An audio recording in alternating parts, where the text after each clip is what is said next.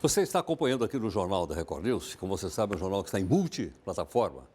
Uma série de convidados que estão conversando um pouco conosco sobre mudanças, ou possíveis mudanças que ocorrem a partir do novo governo brasileiro. Hoje nós vamos falar um pouco a respeito de política externa brasileira. E o nosso convidado, gentilmente aqui conosco, é o embaixador Rubens Barbosa. Embaixador, muito obrigado pela sua gentileza. Bem-vindo aqui no Jornal da Record News. Muito obrigado. Embaixador, o que se espera da política externa brasileira? Uma mudança drástica, diferente daqueles últimos 4 governos que tinham mais ou menos a mesma orientação externa? Olha, nós tivemos uma eleição democrática, com comprovada lisura, e ganhou um candidato que assumidamente representa o pensamento de direita aqui no Brasil, tanto na área econômica, liberal, quanto na área de costumes, muito conservadora. Na área externa, na política externa, essa mudança vai ser sentida, com mudanças de ênfase. O Brasil não é de dar grandes saltos e grandes modificações na política externa. Assim como o PT, que governou o país durante 12, 13 anos, deu ênfase para a política externa, na aproximação com países de esquerda, os bolivarianos e tal. Nesse governo, pelas declarações até aqui, eu estou me reservando de fazer comentários definitivos enquanto a gente não tiver declarações oficiais do ministro do Exterior designado e o governo assumir. O que nós temos agora são declarações, algumas muito duras, feitas no calor da campanha. Vamos ter que esperar. Mas, pelo que a gente pode sentir, a ênfase agora vai ser uma aproximação com países mais conservadores, sobretudo a partir de uma relação mais próxima com os Estados Unidos. Agora, embaixador, uma mudança na política externa pode ter impacto na economia? Da gente deixar de vender mais para um país, vender menos para outro, ou trocar os nossos parceiros? Olha, isso é uma pergunta interessante, porque aqui no Brasil, desde de tempos antigos, a gente pensa que o Brasil é uma ilha, que não é afetada por nada. Ao contrário, hoje, esse limite entre a agenda externa e a política econômica, e mesmo a política externa dos países, desapareceu, não tem mais essa fronteira. Então, o que acontece no exterior tem impacto imediato aqui no Brasil. Então, e nós vimos agora, com declarações recentes, tanto o presidente da França quanto da primeira-ministra da Alemanha, reagindo a eventuais posições do Brasil sobre o Acordo de Paris de mudança de clima. Então, eu acho que o que esse governo tem que enfrentar é um grande desafio externo. Nós vamos entrar, eles vão entrar num período de grande turbulência e complexidade externa. E outra coisa que a gente esquece aqui no Brasil também é que nós somos uma das 10 maiores economias do mundo e nós temos que reagir como tal, não como um país pequeno, mas como um país que tem responsabilidade, que tem presença no mundo, que é percebido como um parceiro influente. Então, para resumir, eu acho que tem 2 vertentes que esse governo deveria seguir. E se não seguir, vai ser um problema para o Brasil e para a política externa. Primeiro, é a gente voltar a se integrar na economia global, no comércio internacional. E segundo, fortalecer a voz do Brasil no mundo. Por que essas 2 prioridades? Porque a situação do Brasil hoje, se a gente pensar como é que o Brasil se situa hoje no mundo, de maneira objetiva, sem paixões, sem partidarismos, descrevendo o que acontece hoje. O Brasil está isolado nas negociações comerciais. O Brasil está fora desse jogo complexo internacional. Nós estamos perdendo poder e influência no mundo, segundo estudos feitos agora pela Universidade da Califórnia. O Brasil está sem uma política em relação aqui à região. Nós estamos perdendo espaço no comércio internacional, tanto no comércio global, chegamos a ficar com 1,5 do comércio, estamos com 1 somente. E 1,5 já é pouco. É pouco, porque inclusive na manufatura, que nós chegamos a ter mais de 3% do comércio internacional, hoje, segundo dados muito recentes, publicados aí a semana passada, é 0,61. Quer dizer, então nós estamos numa situação muito ah, isolada, complicada, atrasada na inovação e na tecnologia. E o futuro governo, não só pelas políticas econômicas internas, mas também por ações externas, teria que recuperar esse tempo perdido. A gente pode imaginar que nós estamos vivendo também num mundo novo nessas relações internacionais. Eu, por exemplo, nunca imaginava ver a China defendendo o livre comércio, né? Eu sou da época que a China defendia outras coisas. Mas você vê a China defendendo o livre comércio, investimentos chineses pesados em vários países, inclusive aqui no Brasil, né? Como se situar nisso? Olha, esse é um outro aspecto muito importante. Há uma rápida e profunda transformação no cenário internacional. Quer dizer, em primeiro lugar, isso que você mencionou, não é a emergência da China, né? É a China voltando a ocupar o lugar que até o século XVIII ela ocupou, no centro do palco internacional. Depois perdeu por uma série de razões, agora está reassumindo esse papel. A China está mudando o conceito de produção internacional. Acabou, até agora pelo menos, o que existia durante muitos anos depois da guerra, a rivalidade Estados Unidos e Rússia. O que está começando a emergir agora é uma rivalidade comercial entre Estados Unidos e China. E não ideológica. Eu acho que essa rivalidade é o começo de uma rivalidade maior para a hegemonia de um país no século XXI. Por quê? Porque a China e os Estados Unidos são hoje já os dois principais países do mundo. A China, no caso do Brasil, ultrapassou os Estados Unidos, é o nosso principal parceiro, tanto de importação quanto de exportação.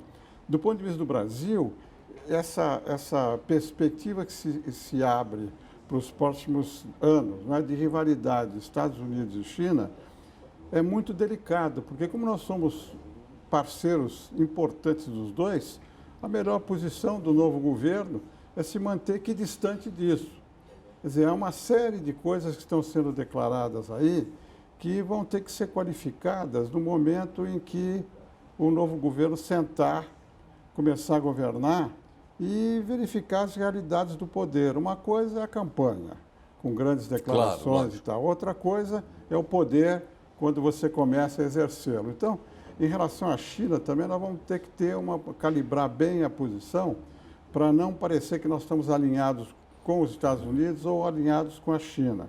E tem outros aspectos também que nós vamos ter que calibrar para não prejudicar o nosso interesse, porque nós saímos de um governo de esquerda com uma ideologização da política externa, com partidarização da política externa, com todos os aspectos negativos que a gente viu nesses últimos anos. Agora, eu acho que nós devemos evitar também uma ideologização com sinal trocado que não represente o interesse do Estado brasileiro por representar interesses de grupos, de religião, disso, daquilo, que para nós devem ser colocados em segundo lugar, abaixo do interesse maior do país. Agora, embaixador, e o que vai acontecer com o Mercosul? Aquela ideia original, né, de dar os primeiros passos em direção à formação de um mercado comum, né? O que aconteceu? Nós abandonamos essa ideia e transformamos o Mercosul numa outra entidade? Olha, durante os 14 anos do governo do PT, o Mercosul perdeu prioridade como um tratado econômico comercial. Passou a ser um fórum de discussões sociais, políticas e tal. Nesses 2 últimos anos do governo Temer, houve um esforço para fazer com que o Mercosul voltasse às suas características iniciais. Eu fui o primeiro coordenador nacional do Mercosul, acompanhei justamente esse período em que nós procurávamos fazer acordos comerciais e colocar o Mercosul a serviço da liberdade econômica e da abertura de mercados. Agora, pelos sinais que nós estamos escutando, lendo, não está muito claro ainda o que o novo governo vai querer do Mercosul. Quer dizer, o Mercosul tem uma presença importante no comércio brasileiro, 16% do nosso comércio vai para o Mercosul.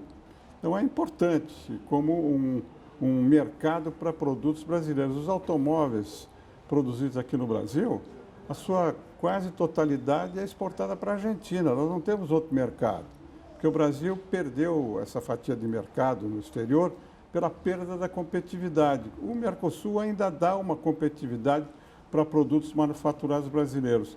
Essa ideia de se fazer negociações bilaterais, que está sendo mencionado aí, nós temos que saber exatamente o que significa. Significa romper com o Mercosul, acabar com o Mercosul?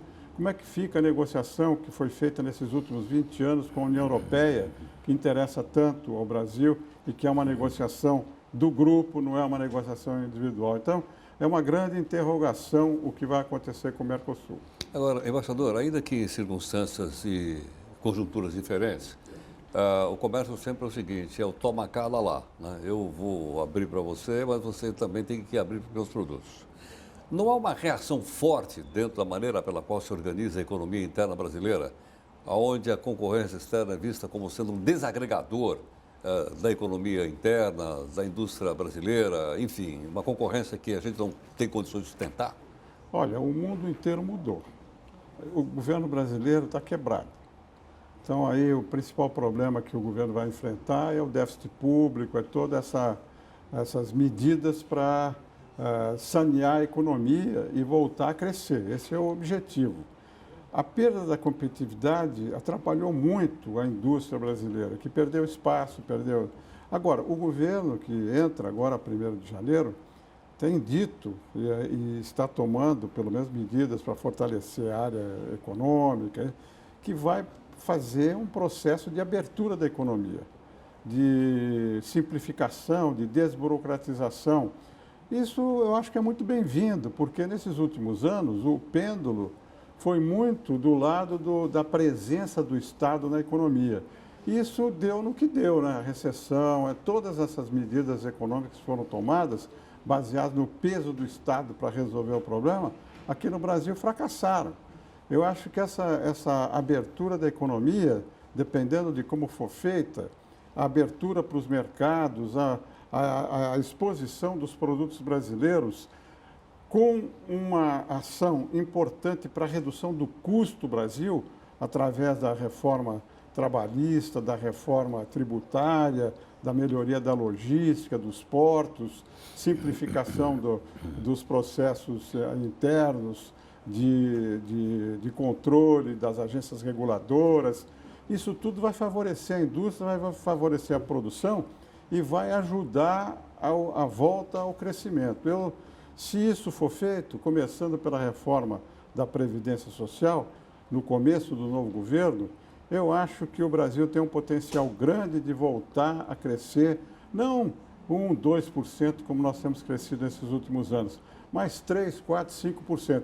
O que vai ser muito positivo para todos com o crescimento, com a volta do emprego e o crescimento da indústria nacional. Sim. Embaixador, muito obrigado pela sua gentileza. Muito obrigado. Muito grato por participar conosco aqui no Jornal da Record. Muito obrigado. Bom, a presença então aqui conosco do embaixador Rubens Barbosa, conversando conosco sobre política externa. Você viu que a política externa, como ele explicou agora há pouco, está intimamente ligada às questões econômicas, né? Intimamente ligada. E no passado ela está muito mais ligada à ideologia e hoje está muito mais ligada às questões econômicas e financeiras globais. Eu acho que por aí a gente vai poder estar um pouco melhor preparado para entender o que acontece em 2019, ok? Nós então vamos aqui para um rápido intervalo no Jornal da Record News.